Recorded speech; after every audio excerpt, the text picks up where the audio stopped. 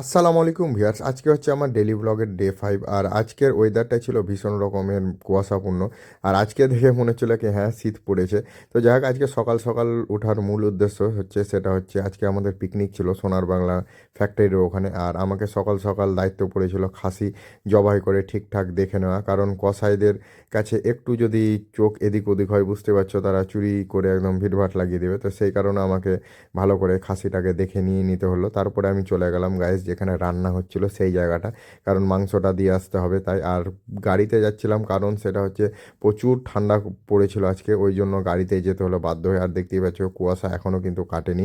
তো তারপরে চলে এলাম গাইস রান্নার যেখানে কাজ হচ্ছে সেখানে। আর অলরেডি এসে দেখছি মাছ ভাজাভাজি আর মশলা কড়াকড়ি চলছে। তো আমি মাংসটা দিয়ে বাড়ি চলে এসেছিলাম।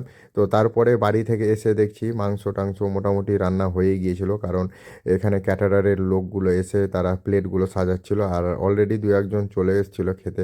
তো যাই হোক একটু মাংসটা রান্না করতে আজকে দেরি হয়ে গেছিলো, তো ওই জন্য তো আজকের ব্লগটা আমি দুটো পার্টে ডিভাইড করেছি।